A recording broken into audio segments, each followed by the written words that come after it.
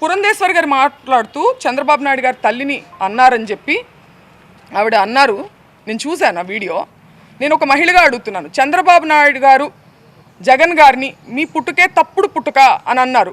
ఇందులో జగన్ గారి తల్లిని అన్నట్టు కాదా? దీని గురించి ఆవిడ అభిప్రాయాన్ని చెప్పాలి. దీన్ని కూడా ఆవిడ ఖండించాలి కదా. ఒక్కటే చెప్పదలుచుకున్నానండి, మేము వైసీపీ పార్టీ అని చెప్పి ముద్రేసి ఇవాళ పార్టీ అధికారంలో లేదని చెప్పి మేము బలహీనులం అని చెప్పి మా మీద అటాక్ చేస్తూ ఇవన్నీ చేస్తున్నారు. కానీ మీరందరూ గుర్తుపెట్టుకోవాల్సింది ఒకటి ఉంది, అన్నిటికీ మించి ఇది తిరుపతి లడ్డు విషయం దగ్గర మొదలైంది. మేము అన్నిటికీ మించి మా నాన్నగారు దేవుడు పార్టీ నిజాన్ని మాట్లాడారు.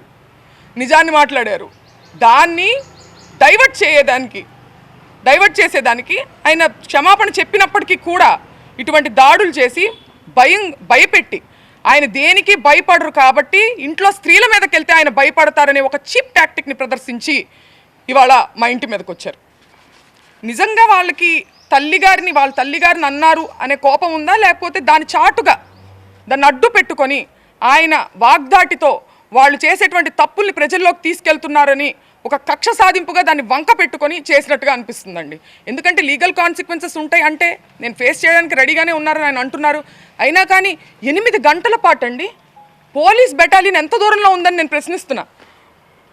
చంద్రబాబు నాయుడు గారి గృహం ఎంత దూరంలో ఉంది? 8 గంటల పాటు గ్యాపులుగా తాగి వచ్చి ఒక మహిళ దాడికి దిగబడ్డాము మేమందరం కూడా. ఈ రోజు మేము ఖచ్చితంగా దాడికి దిగబడ్డాము మేమందరం కూడా. ఈ రోజు మేము ఖచ్చితంగా దాడికి దిగబడిందంట ఆవిడ. ఈ రోజు మేము ఖచ్చితంగా దాడికి దిగబడ్డారంట ఆవిడే చెప్తున్నారు. ఎవరి మీద దాడికి దిగబడ్డారు? మహిళల మీద దాడికి దిగబడ్డారా? మహిళలతో ఇది సమంజసమా? మహిళల కోసం పోరాడుతూ ఆవిడకి నేను ఒక్కటే చెప్తున్నా, మీకు కుటుంబం ఉంది, మీకు పిల్లలు ఉన్నారు, మిమ్మల్ని పావుగా ఉపయోగించుకుంటున్నారు. మిమ్మల్ని ఏ ఎమ్మెల్యేలు అయితే మిమ్మల్ని మా ఇంటికి పంపించారో వాళ్ళే రావచ్చు కదా.